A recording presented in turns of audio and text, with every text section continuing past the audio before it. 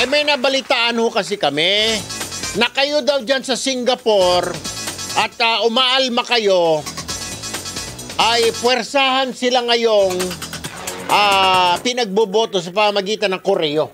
Oh, come on, man. So, kung ikaw, kagaya, for example, si Nikaps, ikaw, ipapadalahan ka ng balota sa iyong tirahan.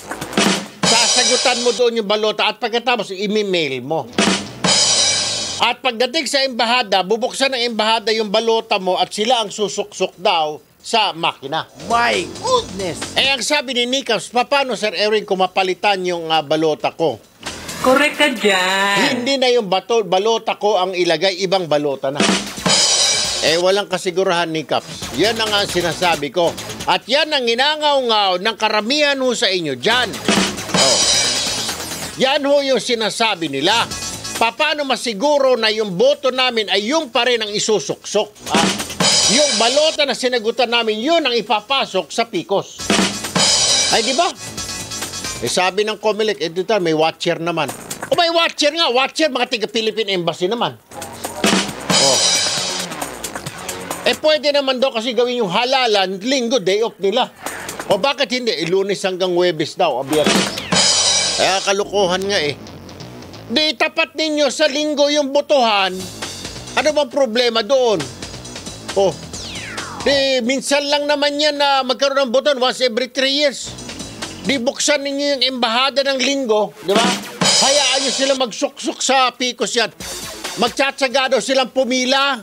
Correct ka dyan. Kaysa raw dyan sa Koreo, ang sinasabi kasi ng Comelec, para hindi nahihirapan ang kababayan natin, email na lang.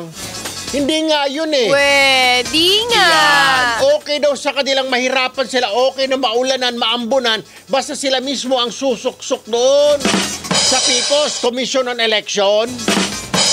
Hindi naman kasalanan ng embahada. Ang Commission on Election. Ipaliwanag mo, Chairman Abbas ng Comelec. Bakit? Hindi naman daw lahat pala ng outpost natin eh, ganon. May mga piling lugar lang, kagaya ng Singapore. Pero dati raw, kung hindi ka makarating may sakit ka, okay yung email mo. Eh wala naman daw, hindi naman daw sila lahat may sakit sa Singapore. Nakakalakad naman daw sila. Pwede naman sila maglakad. Eh, ano bang kailangan? Ano, mga inutil daw ba sila? Ano, mga PW ba sila? Hindi naman daw. Gusto nila bumoto. Eh, sabi kasi ng Comelec engineer, hindi, kinausap na namin mga leaders, dumating 30. Oy! Ang 30, hindi, wala pang 10%, wala pang 10% sa 300,000. Ay, sa kuwan. Wala pang 10% sa 300,000 na OFW natin. 30. Ang 10% ng 300,000 is 3,000. Ang dumating dyan sa embahada, 30. Kaya hindi mo pwedeng sabihin na yun na yung sentimiento, yun na yung napupusuan ng kababayan natin dyan dahil 30 lang sila. Ano yan? Parang survey? Eh, ang survey nga, 10%. Sus Mariusep, kayo 30? Kaya hindi ninyo ako. At doon sa 30 na yun, 17 kontra. Oh. Sus, Diyos ko po. Kaya mali. Ibalik nyo na lang sa dati. Yung mga may sakit, yun, email ninyo. Yung mga pwede bumoto, papuntahin ninyo. Naglulukuhan tayo niyan eh. Akala ko ba, change is here na, change is coming. Oh. At tanong dyan, alam kaya ng Pangulong Duterte ito, kayo-kayo lang may kagagawa nito. Mabuti na lang, napasyal tayo doon, engineer. At yan kagad ang unang sigaw ng mga kababayan natin. Yan po isa sa pag-uusapan natin. At nangako po itong Comelec na dahil nung Lunes, in-interview ako on air ni Paring Weng at saka Paring Aljo. Ay maglalabas sila ng desisyon ngayon. Ayus-ayusin yung desisyon nyo dyan, Comelec. Ayus-ayusin ninyo. Hindi pumapayag ang 90% ng mga kababayan natin sa Singapore na absentee voting na email. Gusto nila sila pa rin ang mag-shade. Gusto nila sila magsusuksok sa PICOS. Para gusto nila makita kung talagang tama yung binoto nila. Kasi baka matulad daw doon sa halalan ng pagka-Vice President. Anyway, ongoing na raw ngayon ng unbank. Salamat naman. Dahil po sa reklamo natin, nag-unbank session na ngayon ng COMELEC. Good job. Ito po yung sinasabi natin, na absentee voting, na kontra ang mga kababayan ho natin. Ang sinasabi ng COMELEC para din daw sa mga kababayan natin sa Singapore para hindi mahirapan. Hindi ho yun ang punto. COMELEC Chair Abbas, Commissioner Alpareño, ang gusto nila, okay lang na pumila sila ng pagkahaba-haba basta makita nila at masiguro na yung binoboto nila, binibilugan nila ay yun mismo ang balota na ipapasok nila sa makina. Kasi nga naman pag i-mail, sir, baka mas-switching. Ballot switching ang tawag. Nasa linya si Attorney Glenn Chong. Ito, election lawyer, Ay, nako, tumatakbo bilang senador, sa darating na 2019. Naputol na naman, nawala na. Attorney Glenn, good morning. Yes, sir. Sir Erwin, magandang umaga po sa inyo at sa mga nakikinig po sa atin ngayon sa istasyon. Magandang umaga po. Attorney Glenn, Yes, sir.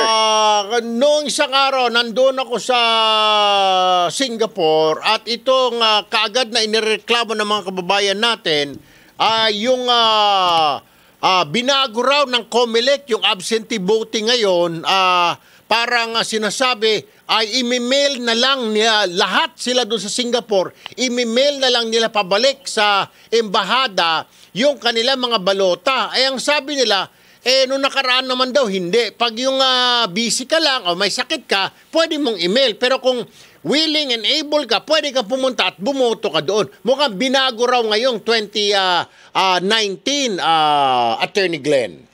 Actually, sir, marami po ang nagreklamo sa akin yan mula sa Singapore, and then when I was in Japan last weekend, ganon din po doon sa kanila. Imi-mail na lang daw.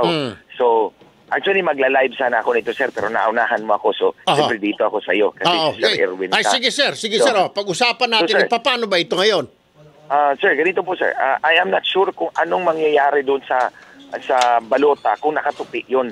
Kasi kung imi-mail nila yun, itutupi yun, sir. Di po ba? Exactly. Kasi otherwise, napakalaki naman ng envelope na ipapadala mo. Tama. Oo. So, I'm not sure doon sa makina kung tatanggapin yung nakatupi ng mga balota. But the more important there, sir, is hindi raw nila, bubuksan nila yung mga balota and then ipapile up lang.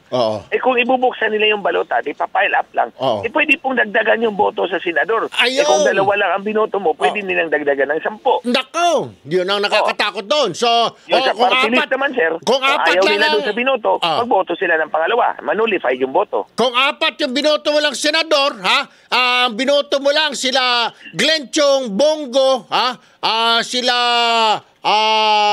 sino pa ba dyan? 4 na mga senador na gusto mo, ay dadagdagan nila ng 8, ng 8. Pwede din ang dagdagan yung 8 diretso sa Inidoro. Yes, sir. So, wala pong makakabantay doon, sir. Di po ba? Pero ang sinasabi, Attorney Glenn, binoto mo yung party list. Tapos, magdagdag sila ng pangalawa. Inanullify yung valid vote, sir. Patay. Ang sinasabi naman ng COMELEC ni Commissioner Alpareño daw sa kanila, ay, hindi, huwag kayong mag-alala. Meron naman tayong mga BEI. Nung nagtanong-tanong ako, yung BEI pala, ay mga empleyado lang ng Philippine Embassy. Yes, sir. Sila ang BEI, sir. Opo, sir. Paano nga ito? So, how would they know, sir? Ang gusto lang nila na yung balota na i-mail nila pabalik, ay yun pa rin ang isasaksak doon sa makina. Wala silang gagalawin, wala silang papakialaman. Paano raw? Yun ang question nila. Kasi willing naman daw sila, sir, na pumunta, pumila kahit na mahaba, mainit, umuulan, basta masiguro lang yung sacredness ng kanilang boto. Unlike before daw, pwede ka, may option ka. Kung ikay may sakit o ikay busy sa araw na yun, pwede mong email. Pero sila naman daw, hindi naman daw lahat gustong email yung kanilang boto, sir. At besides, nung magkaroon daw ng dialogue, 30 OFW lang leaders ang pumunta. 30 doesn't represent the 300,000 OFW in Singapore, attorney. Yes, sir. Ganito yung proposal natin dyan, sir, para mapangalagaan po natin ang kasagraduhan ng ating boto, sir. Okay. First is, pagdating po ng mailed-in ballot, sir. Oo. So, na-mail na po yan ng botante. Pagdating po sa embahada o konsulado, hindi yan bubuksan. Okay. Dapat hindi talaga yan buksan. Alright. Pagdating po doon, ito, number 1, hindi buksan. Pangalawa, pagdating po doon, pipirmahan ng chairman ng BEI yung flip cover. Okay. Bilang silyo.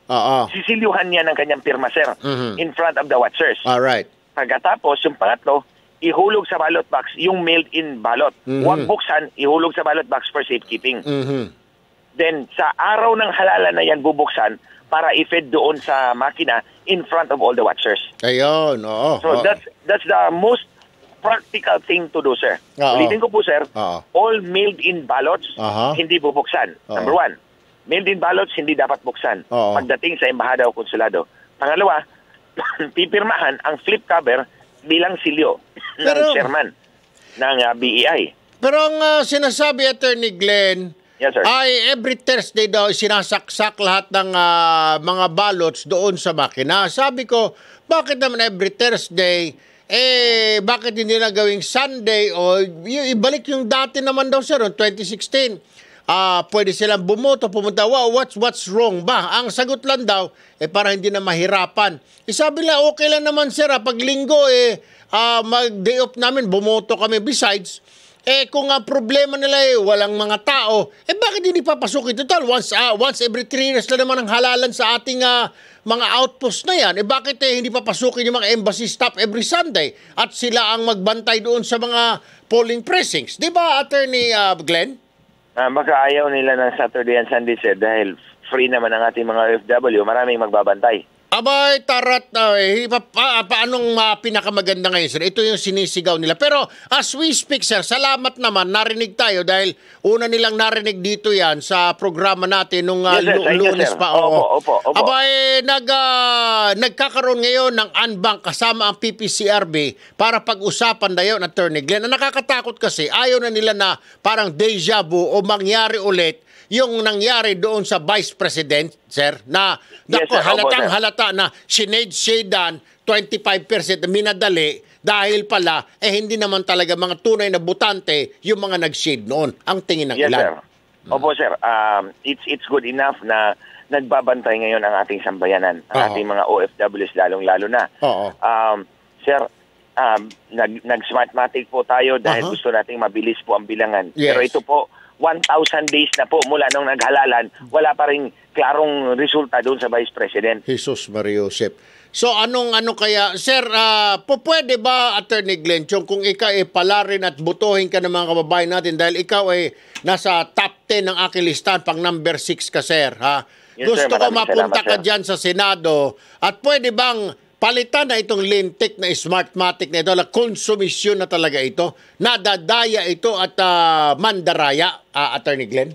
Sir, I give you my solemn promise. Kayo at ang sambayanan. Kung ako inyong pagkakatiwalaan, patatalsikin ko talaga yung Smartmatic. I don't care about the 23 senators. Kakayanin ko yan kahit ako'y mag-isa. Ay, salamat. So, asahan po namin yan, Attorney Glenn, ha? Yes, sir. Opo, sir. Naku, bayan, alam ho na ninyo, yung mga OFW natin dyan sa Singapore, ha? At saka po, pwede ba, sir, kung sakasakaling pilitin ng COMELEC, pag ikay pinala dyan, pwede bang ibasura yung mga ganito? Dapat may option ng mga kababayan natin ng OFW na mamili kung paano sila boboto, kung by mail o mismong pupunta sila sa mga presinto, Attorney? Yes, pwede ba? Ako, sir, I always respect the decision of our OFWs. Kung gusto nilang bumoto ng personal, dapat igalang yan. Ayun. Kung gusto nilang bumoto by mail, igalang din natin yan. We can adapt a dual system, sir.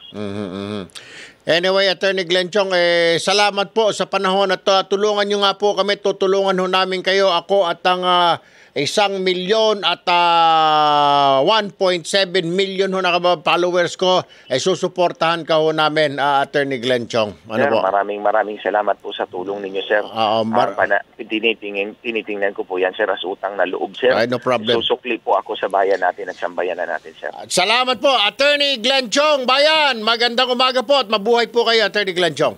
Thank you, sir. Mabuhay din po kayo, sir.